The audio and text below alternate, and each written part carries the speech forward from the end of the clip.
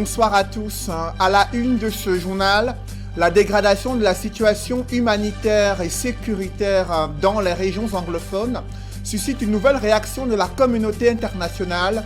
Le Parlement européen menace de saisir le Conseil de sécurité des Nations Unies pour mettre fin à cette escalade de tensions et ces violations des droits de l'homme perpétrées sur le théâtre de la crise anglophone au Cameroun. Ces parlementaires européens interpellent l'Union africaine et le gouvernement camerounais pour organiser dans l'urgence un dialogue politique inclusif national. Vous suivrez en ouverture de ce journal la position du Parlement européen sur la situation de Maurice Kamto et d'autres civils camerounais détenus plus ou moins pour des raisons politiques.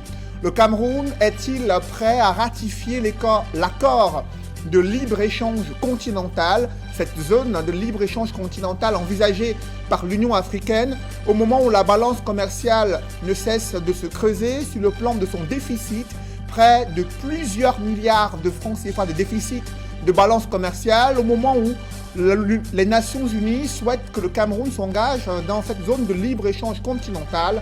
Nous en parlerons dans ce journal.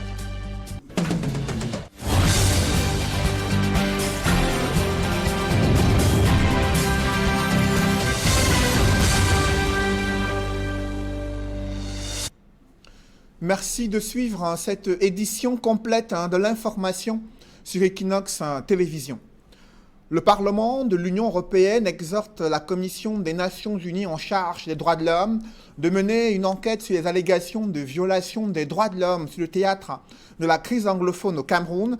Dans une série de résolutions, ces députés européens menacent de saisir le Conseil de sécurité des Nations Unies si un dialogue inclusif national n'est pas organisé en vue de résoudre de façon pacifique la crise anglophone au Cameroun. Dans une série de résolutions, le Parlement européen s'est également exprimé sur la situation de Maurice Kamto, président du MRC, et d'autres militants de son parti qui sont placés en détention depuis près de 3 mois. Ils appellent à leur libération et au respect des droits politiques des opposants au Cameroun. Synthèse des résolutions du Parlement européen dans ce reportage que signe Jean-Paul Chouniette. À la suite du gouvernement américain condamnant la dégradation continuelle de la situation sécuritaire et le climat sociopolitique de l'heure au Cameroun, c'est au tour du Parlement européen de s'indigner sur les différentes crises et foyers de tension qui menacent la paix sociale dans notre pays. En 17 résolutions, la Chambre parlementaire supra-européenne prescrit des mesures pour mettre fin à la crispation du climat politique et à l'instabilité dans les régions anglophones du sud-ouest et du nord-ouest. Et à propos de cette crise anglophone, l'institution pan-européenne appelle à un cessez-le-feu immédiat entre l'armée camerounaise et les séparatistes, dont l'escalade de violence depuis 2016 a déjà fait des milliers de morts, 440 000 déplacés internes et 32 000 réfugiés vers le Nigeria. Et de ce fait, l'Union européenne invite le gouvernement camerounais et les sécessionnistes à soutenir l'initiative de la Anglophone General Conference en vue d'un dialogue national inclusif pour une sortie de crise, tout comme elle appelle la communauté internationale à jouer les facilitateurs dans la médiation. Déplorant l'absence des pourparlers de paix entre le gouvernement et les séparatistes, l'Europe à 27 demande à l'Union africaine d'engager aussitôt des négociations et qu'en cas de statu quo, la question de la crise anglophone sera soumise aux Nations Unies à une résolution du Conseil de sécurité. Du moins dans le déroulement des hostilités sur le terrain, l'Europe demande aux forces de sécurité camerounaises et aux séparatistes de stopper des violations graves des droits de l'homme dans la zone anglophone. Et sur les tensions sociopolitiques nées des contestations du verdict de l'élection présidentielle du 7 octobre 2018, le Parlement européen exige la libération des militants du MRC et leur leader Maurice Kamto, tout comme il requiert des enquêtes pour sanctionner les auteurs des bavures policières enregistrées lors des marches blanches du 26 janvier dernier.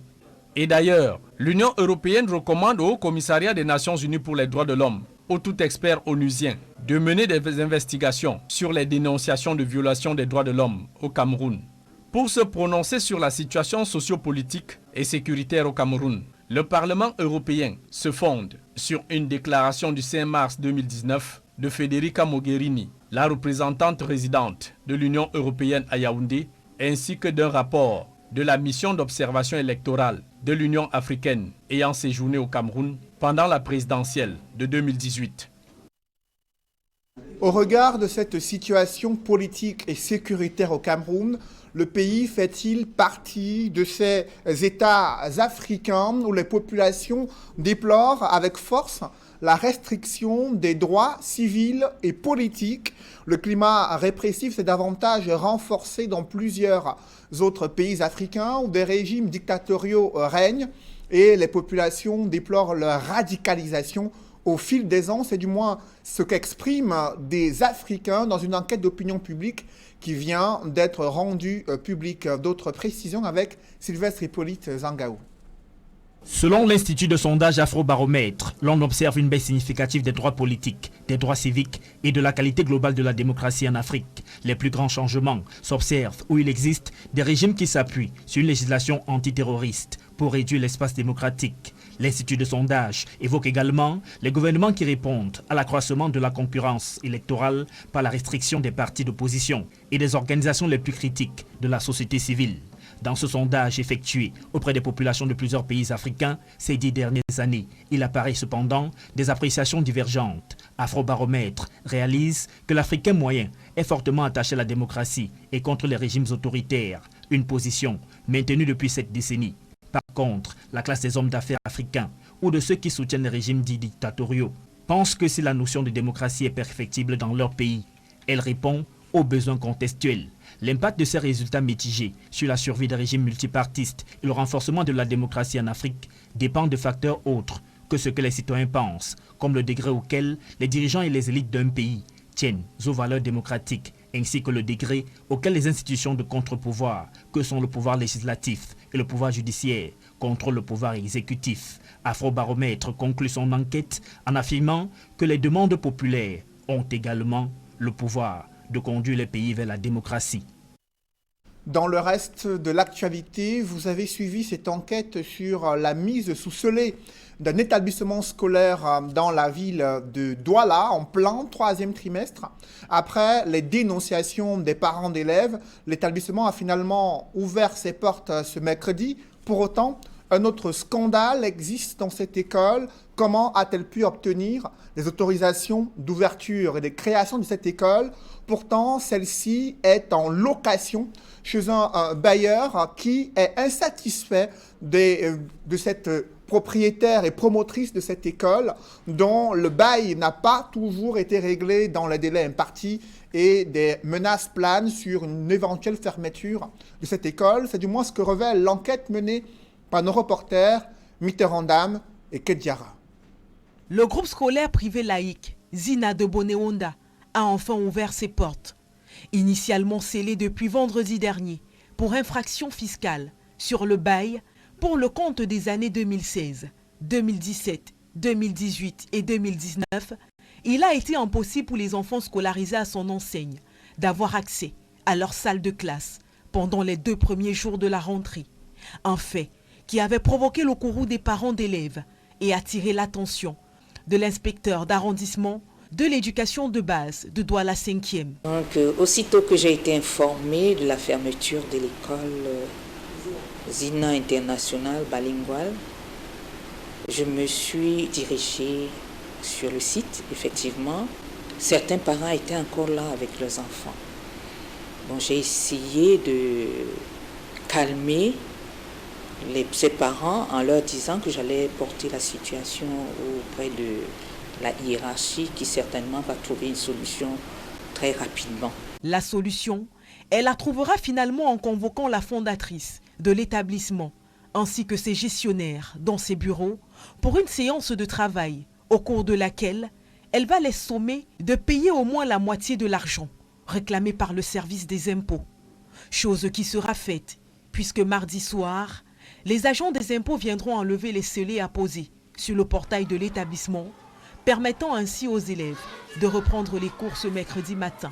Évidemment, lorsque l'école a été décellée hier soir, j'ai passé tout un communiqué, j'ai écrit un communiqué que j'ai affiché pour dire que l'école est décellée, que les cours devront reprendre aujourd'hui. Parce que j'ai les numéros, j'ai les fiches de renseignement, je prendrai la peine d'appeler chacun parent pour lui informer par rapport à la situation du décellement. Pourtant, si cette solution temporaire a été apportée pour un retour à la normale, il faut préciser qu'un problème plus grand pend au nez de la promotrice de cet établissement. En effet, elle est toujours poursuivie devant les tribunaux par la propriétaire de l'immeuble qui abrite son école pour défaut de paiement de loyer, évalué à près de 6 millions de francs CFA.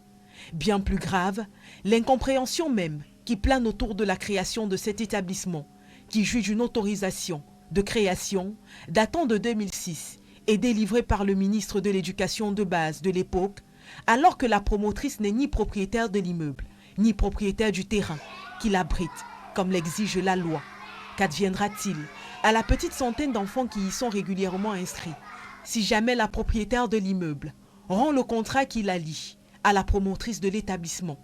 C'est là une question à laquelle les responsables de l'éducation de base doivent répondre, surtout quand on sait que de par le triangle national, plusieurs établissements, même les plus insoupçonnables, connaissent cette réalité.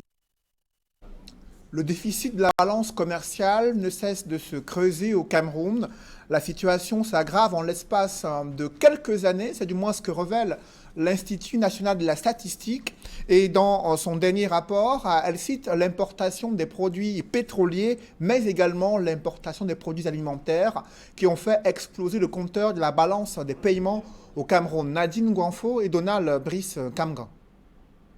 Le déficit de la balance commerciale du Cameroun en 2018, c'est 1,438 milliard de francs CFA.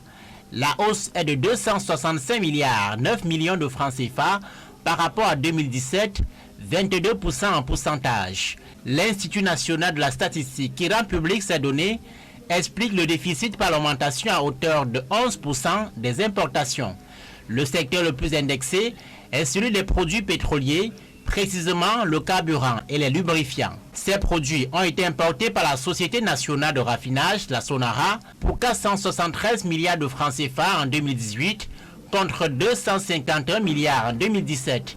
La forte importation de ces produits est due à l'arrêt technique connu par le raffineur camerounais au mois d'avril et novembre 2018 et les nécessités d'approvisionnement du marché local, écrit l'INS. Au-delà des produits pétroliers, l'importation des produits de grande consommation contribue à creuser la balance commerciale du Cameroun. Pour ce qui est du riz par exemple, le pays a recours à 600 000 tonnes à l'extérieur chaque année pour compléter une production nationale qui tourne pour l'instant autour de 120 000 tonnes l'année. Sur le marché du sucre, le gouvernement importe en moyenne 50 000 tonnes par an pour compléter une production nationale de 130 000 tonnes environ. Pour chacune de ces deux denrées, le gouvernement compte sur l'augmentation de la production locale afin de réduire les importations. Dans le domaine des transports, le gouvernement a identifié des points d'embarquement illicites des passagers dans les principales villes du Cameroun, sommant les agences de transport routier à déguerpir de ces zones. Ceux-ci, qui sont également présents à Yaoundé, n'ont pas perdu de temps pour critiquer le gouvernement, estimant que les gares routières, elles, sont quasi insalubres et ne permettent pas de pouvoir se déployer dans les délais impartis et de permettre de pouvoir procéder à l'embarquement et le débarquement des passagers. C'est le constat que font Rodin Gassi et Aïk Cyril dans ce reportage. Lieu dit Mobile Emana à Yaoundé. Des passagers à destination de la région de l'Ouest, du Mbam ou de la Léké sont embarqués en pleine chaussée. J'ai toujours eu l'habitude de venir prendre le car ici pour me rendre au Bala. Ça n'a pas commencé aujourd'hui, ça date depuis les années, peut-être depuis mon enfance. Donc dans ma tête, moi je sais que c'est l'une des gares routières de Bala. Il y a ici, il y a une autre au niveau de Batalonka. Peut-être aussi, je crois bien, à Hippodrome. Une gare routière a fini par être installée sur la chaussée. Les chauffeurs disent qu'ils ne savent pas où aller. La gare routière d'Etoudi, tout à côté, où ils embarquaient leurs passagers, est aujourd'hui envahie par le marché. La gare routière d'Etoudi est inexistante. Elle est inexistante. Elle est emportée par le marché. C'est déjà un marché commun là-bas. Le car de transport n'a plus de place à la gare routière d'Etoudi. Un problème d'espace, selon eux, se pose. On n'a pas choisi de venir charger ici, puisque la gare routière n'a pas d'espace là-bas. Vous partez à la gare routière, il y a des gens qui arrangent des chaussures qui ont occupé une partie. On ne peut même pas avoir l'espace de faire entrer une voiture là-bas. Le ministère des Transports a lancé une croisade contre le transport urbain et périurbain hors normes. À Yaoundé, comme ailleurs, des points d'embarquement clandestins ont été identifiés. Mais les transporteurs, qui ne sont pas contre la mesure, demandent à être recasés. Nous sommes pour le ministre, nous ne sommes pas contre lui, parce qu'il fait son travail. Mais alors en faisant le travail, il faudrait qu'il nous trouve un endroit qui peut nous faire abriter. Et s'il n'y a pas cet endroit, il va nous envoyer où? Le ministère des Transports précise que la croisade vise les agences de voyage en règle, mais qui préfèrent plutôt exercer dans la rue. En attendant, c'est le sauve qui peut. Même les voitures personnelles font le transport clandestin sur la chaussée. Toujours dans ce chapitre économie, un plan de relance ciblé reposant sur la production des plants de qualité et l'insertion des jeunes, telle est l'une des retombées principales du Festi-Coffee. Le gouvernement et les acteurs de la filière café sont unanimes sur la nécessité d'agir afin d'améliorer la production de café qui stagne à près de 25 000 tonnes au Cameroun. D'autres précisions avec Marcelin Gransop. Au grand mot, une thérapie de choc. Au chevet de la filière café, dont la production ne cesse de dégringoler au fil des ans, le Conseil interprofessionnel du cacao et du café propose de grands remèdes. D'abord, la réhabilitation et la création de nouvelles plantations. La production des plants suppose la création des champs semenciers, des champs dans lesquels on prélève le matériel qui sert à produire les plants, c'est-à-dire des baguettes.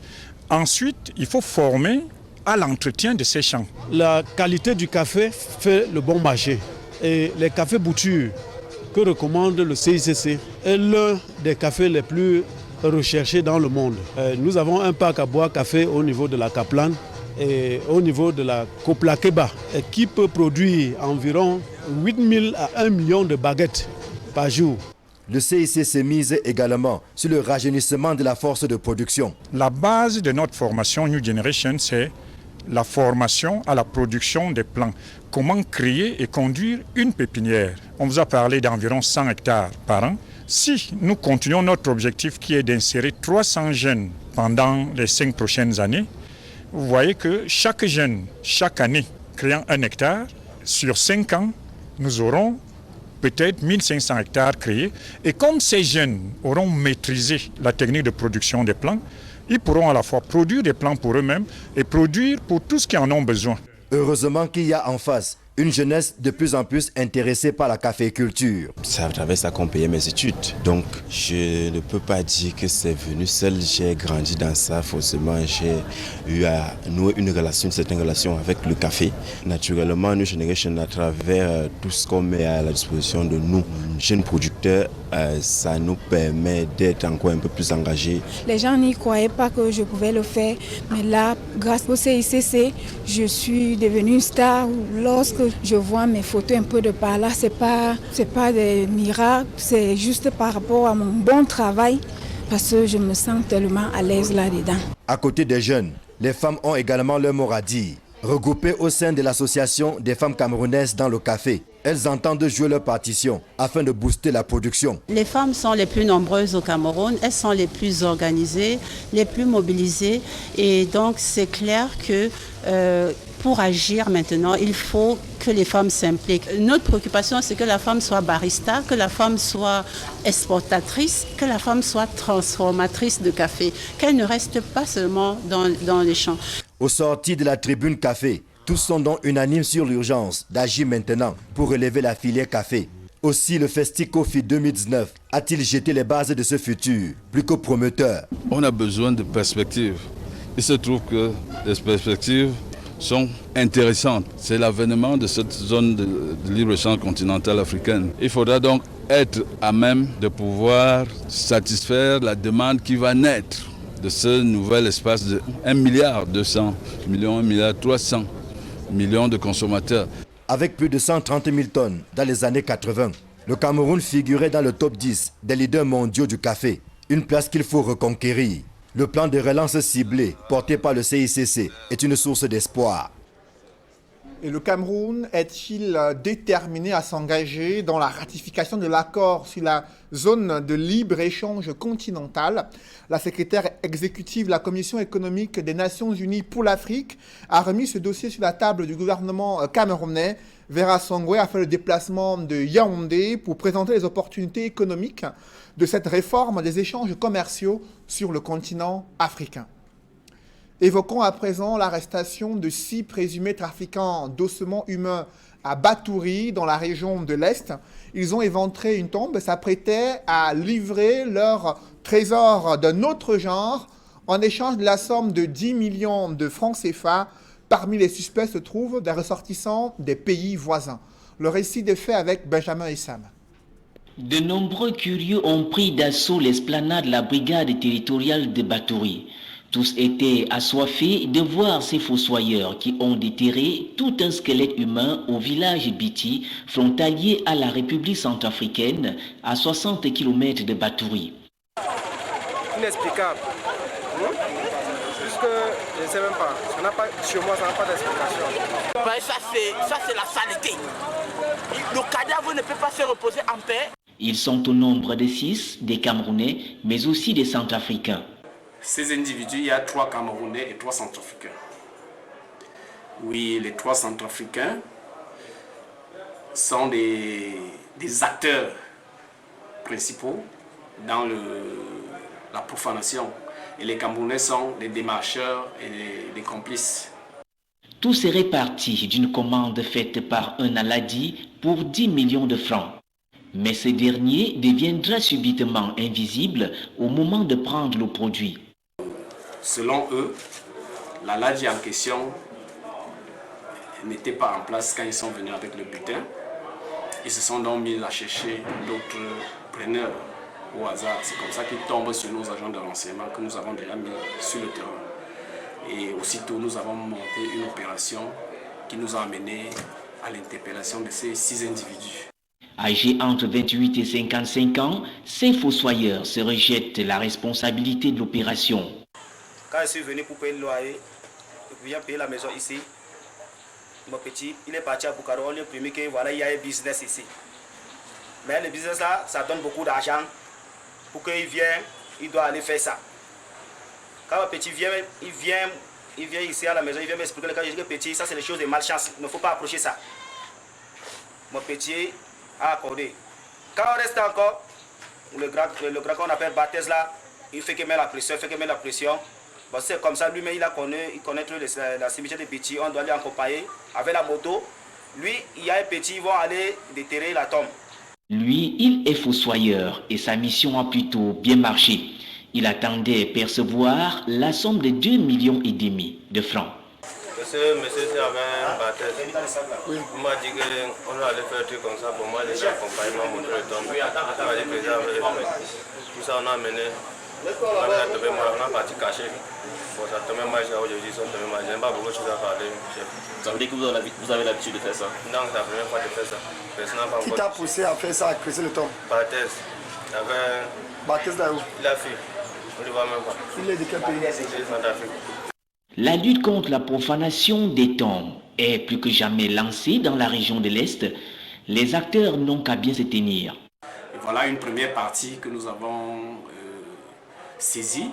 Nous avons des noms qu'on nous a donnés. Nous avons des noms des acheteurs, des dealers même, que nous sommes en train de rechercher avec des preuves.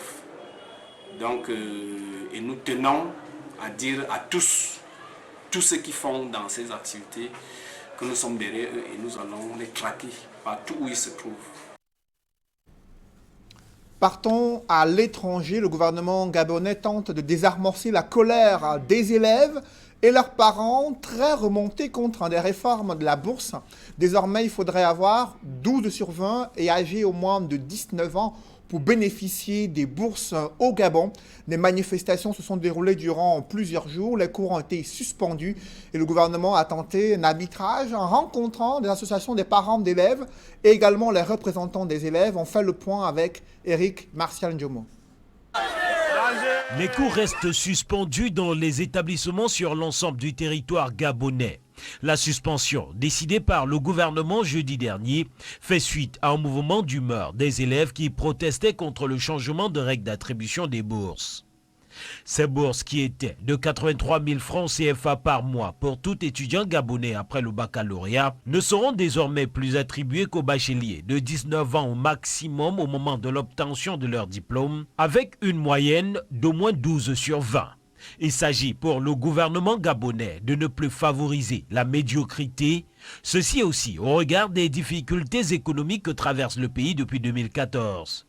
Pour décrisper les tensions, de nombreuses rencontres entre les acteurs du secteur éducatif sont multipliées. Malheureusement, les solutions tardent à être trouvées, les différentes parties campant sur leur position. Le gouvernement a donc décidé de suspendre les cours pour que on puisse prendre le temps de nous retrouver pour demander aux différents partenaires, parce que nous sommes ici en partenaire, s'ils ont les matériaux nécessaires qui leur permettent d'apprécier la qualité, les objectifs et la valeur du décret qui a été pris. Parce que nous devons travailler pour l'intérêt des enfants, pour l'intérêt de notre pays. Pour les parents, tout comme les élèves, le gouvernement devrait revoir cette nouvelle règle d'attribution des bourses. Le système éducatif gabonais a des problèmes. L'objectif ici, c'est de sortir avec les solutions qui peuvent compenser tous les acteurs et nos élèves qui sont les futurs Gabonais. Alors, avant de prendre des décisions, il faut savoir quel type de Gabonais on veut, dans quelle période, quelle jeunesse aujourd'hui, pour quel avenir au Gabon. Alors, le décret qui a été pris, nous l'avons trouvé très sévère pour nos enfants, parce que quand un élève est en classe de terminale, c'est un espoir pour ses parents. Bac égal bourse. Et donc nous attendons que l'État fasse une certaine revue vis-à-vis de ceux qui ont eu une révision sur la loi qu'ils ont eu à mettre en place. Les conciliambules se poursuivent en vue de trouver une solution. En attendant, les cours restent suspendus sur toute l'étendue du territoire gabonais. Au Mali, le président malien Ibrahim Boubacar Keïta annonce l'ouverture des concertations nationales à partir du 23 avril prochain. Objectif, discuter avec les forces politiques et la société civile sur son projet de révision de la constitution malienne. D'autres précisions avec Gladys Sidi.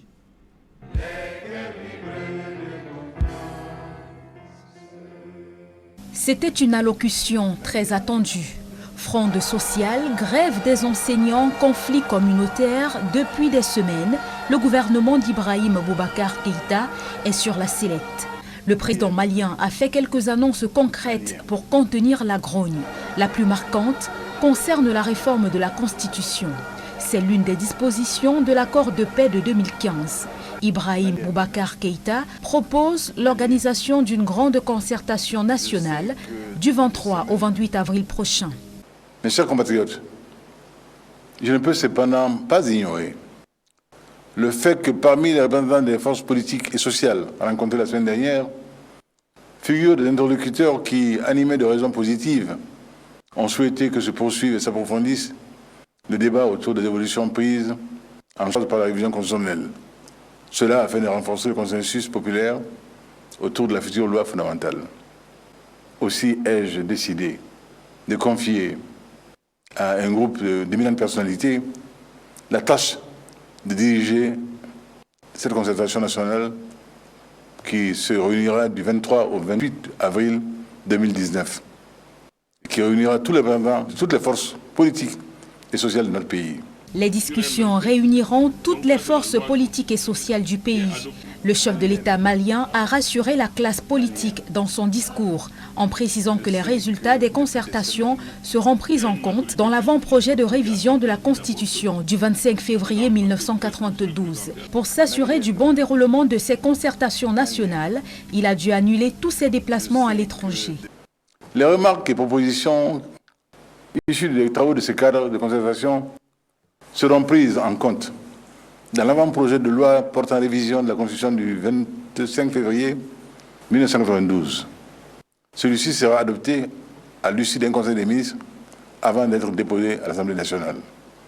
Durant toute cette période, j'annulerai tout déplacement hors du pays pour me consacrer entièrement à votre écoute. Cette révision constitutionnelle, la première depuis 27 ans, vise notamment à mettre en œuvre certains engagements de l'accord de paix signé en 2015 entre le gouvernement, les groupes armés pro-Bamako et l'ex-rébellion à domination touareg du nord du pays. Mesdames, Messieurs, c'est la fin de ce journal. Merci de l'avoir suivi. Juste après cette édition de 20h, retrouvez Serge Alain Auto et ses invités pour le débrief du journal sur le plateau d'Equinox Soir. Serge Alain.